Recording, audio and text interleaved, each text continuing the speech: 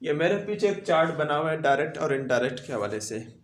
सबसे पहले हम डायरेक्ट और इनडायरेक्ट की तारीफ पढ़ेंगे कि डायरेक्ट और इनडायरेक्ट होते क्या हैं। उसके बाद फिर हम डिस्कस करेंगे कि इसके अंदर क्या तब्दीलियाँ वाक़या होती हैं जब हम डायरेक्ट से इनडायरेक्ट में किसी जुमले को तब्दील करते हैं। पहली बात तो यह कि डायरेक्ट का क्या मतलब है उर्दू में।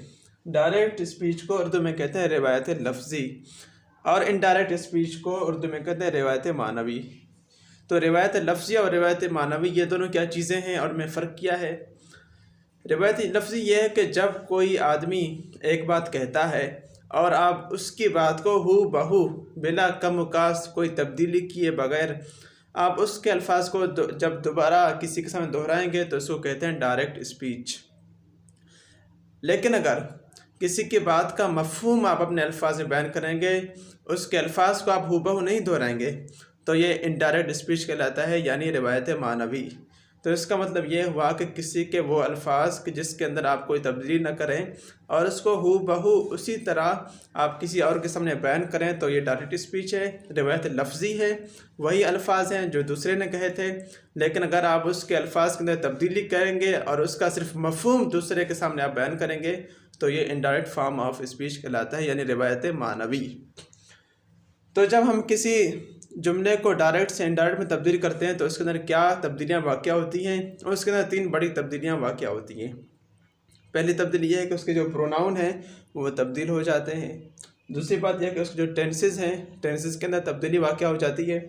और तीसरी बात यह है कि कुछ दूसरे वर्ड्स हैं, एडवर्ब हैं, और उसके अलावा कुछ दूसरे भी ऐसे वर्ड्स हैं कि जिसके अंदर तब्दीलियाँ वाक़या हो जाती है। आज हम डिस्कस करेंगे प्रोनाउन को, टेंसेस को और कुछ दूसरे अल्फाज जो तब्दील होते हैं, और उनके हम फार्मूले पढ़ेंगे कि उनके अंदर तब्दीली किस तरह वाक़या हो जाती है। अच्छा, अभी हम तब्दीली कैसे वाक़या होती है डायरेक्ट से इनडायरेक्ट में, अभी हम उसके कुछ रूल पढ़ने जा रहे हैं प्रोनाउन के। सबसे पहले हम प्रोनाउन के रूल पढ़ेंगे, इसके बाद हम टेंसेस के पढ़ेंगे और बाकी जो बचेंगे वो हम आखिर में पढ़ेंगे। मैंने आपके 2 जुमले लिखे हुए यहाँ पे, आप इन्हें गौर से देखें। पहला जुमला डायरेक्ट में है, दूसरा इनडायरेक्ट में, फिर यहाँ पहला डायरेक्ट में और दूसरा इनडायरेक्ट में तब्दील हो चुका है। He says to me, I drive motorcycle. वो उससे कहता है मैं मोटरसाइकिल ड्राइव करता हूँ। जब हमने इसको इनडायरेक्ट में तब्दील किया तो ये कुछ इस तरह बना, He tells him that he drives motorcycle. यहाँ पे 2 तब्दीलियाँ आपको नज़र आ रही हैं, बल्कि 3 तब्दीलियाँ। सेज टेल्स में तब्दील हुआ, इसको हम बाद में पढ़ेंगे। उसके बाद है कामा ख़त्म होकर यहाँ पे दैट आ गया। हमने पहले ये पढ़ लिया था कि कामा हमेशा ख़त्म हो गए दैट में तब्दील हो जाते हैं। फिर आई तब्दील हो गया है ही में, और फिर जहाँ पे ही होता है प्रेजेंट डेफिनेट टेंस में, तो वहाँ उसके साथ एस ई एस या आई एस का इजाफा तो हो ही जाता है। तो ये 2-3 तब्दीलियाँ वाक़या हो गई हैं इस जुमले में। दूसरा जुमला देखें, he said to him I drive car myself. तुम उससे कहते हो I drive car myself, मैं गाड़ी खुद चलाता हूँ।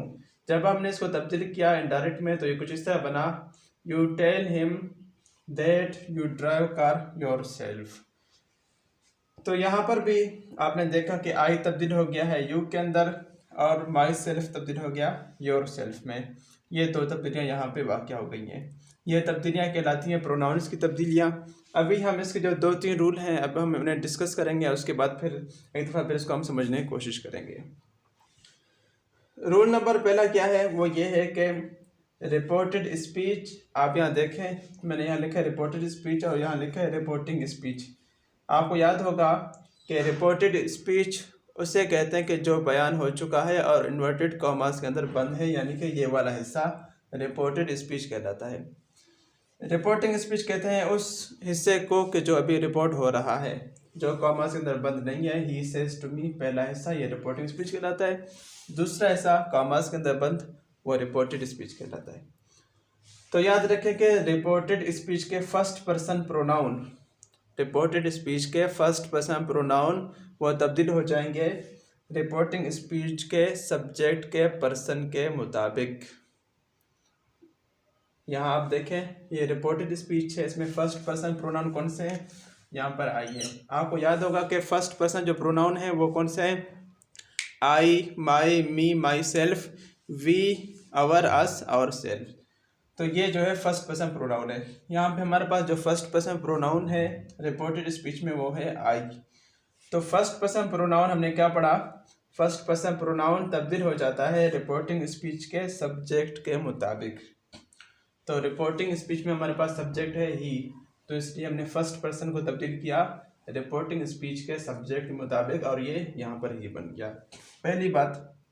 अच्छा, यही चीज़ आप यहाँ आपको नज़र आ रहा है, हमारे पास फर्स्ट पर्सन यहाँ पर आई है और रिपोर्टिंग स्पीच में जो सब्जेक्ट है वो यू है, तो हमने यहाँ आई को यू से बदल दिया है। दूसरा रूल यह है कि सेकंड पर्सन प्रोनाउन वो तब्दील हो जाते हैं रिपोर्टिंग स्पीच के ऑब्जेक्ट के पर्सन के मुताबिक।